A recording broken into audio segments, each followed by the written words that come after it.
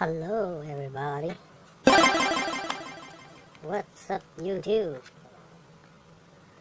Now today I'm gonna share with you how I fix my power adapters. Now this adapter stopped working this morning and it belongs to my external storage device. Now I don't want to get a new adapter because I don't want to create another electrical waste. This is for the environment sense. And another thing is this type of adapter, sometimes it is not easy to get a similar one with the similar rating and the quality that have these compliances with low price. Normally they cost some money. So here we are, we're gonna fix this thing. Now, like any adapters, normally they don't want you to open the adapter for certain reason, but we have way to open it by I'm open it using this tool, a hammer, and this, I don't know what the name of this thing, but you can use anything like a screwdriver. Now from hitting this point lightly,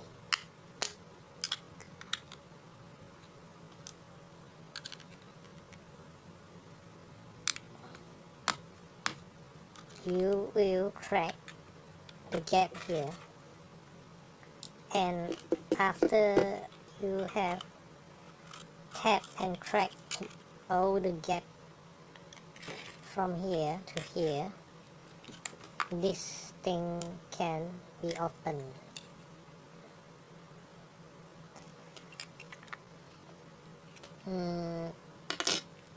After we remove the cover, the first thing we want to do is to make sure the fault is not caused by the defect wire. Normally adapters with this type of wire, they are easily break off at the end of the wire. So I'm using a multimeter set to continuity, and when the two leads connect, it will sound. That's how I make sure that the wire is in good conditions. Okay, so in this case the wire is fine. So the next step would be in the internal parts of this circuit. Now, like any adapter, there will be two parts inside. You see, there's a first stage where the high voltage is going into the adapter, and then at the second stage there will be DC voltage. That is, for this adapter there will be like 12 volt 2 amp of voltage coming out from the source here.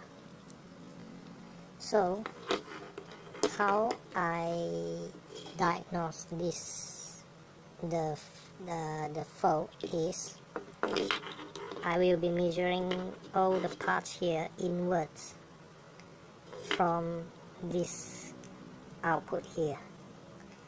So from here we can see that there's 3 components following by the output,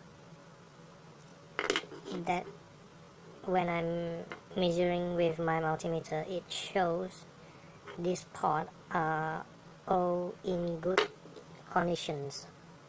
In most electrical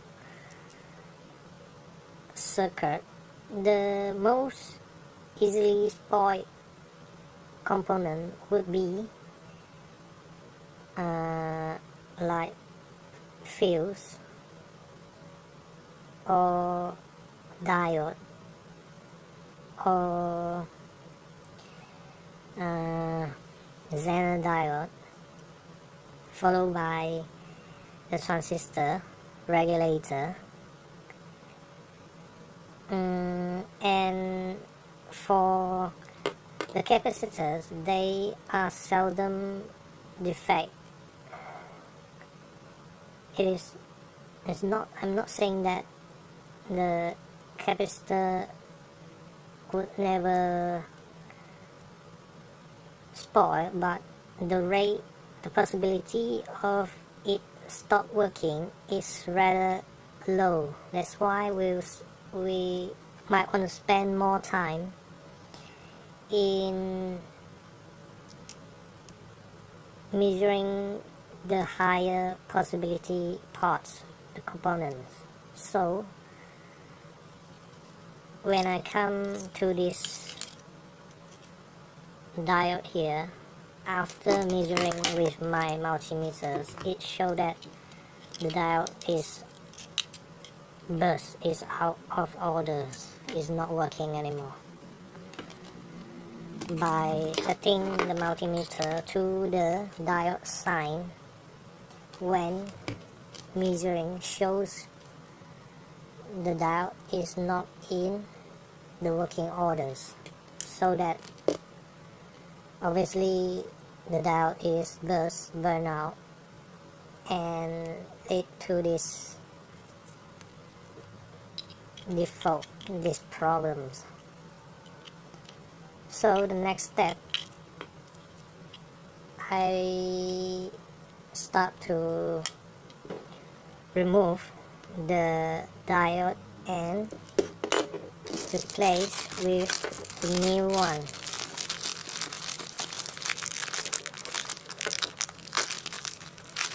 Now this is the replace that is out of orders. So I'm replacing with a new diode with the exact part number, because I don't want to mess with the circuitry design.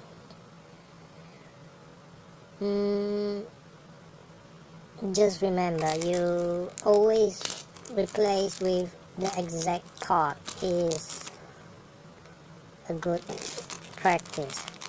Okay, so after the soldering work, replace of the diode, and I put the whole thing together. Then after testing, voila, it back on. And another thing to keep in mind is that when repairing electrical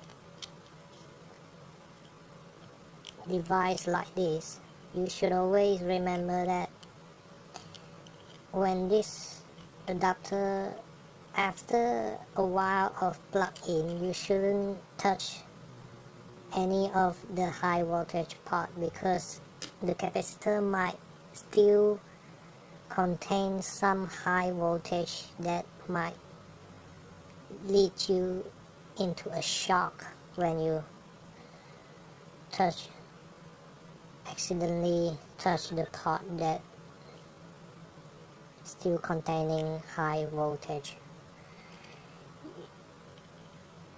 You might want to measuring with the multimeter first to make sure there's no high voltage, or using a test pan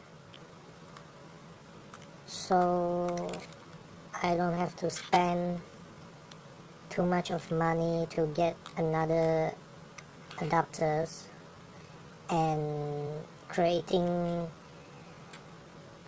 electrical waste. And I think people should be considering it, that we just gonna do our part in saving the environment. Now that's it. Good luck.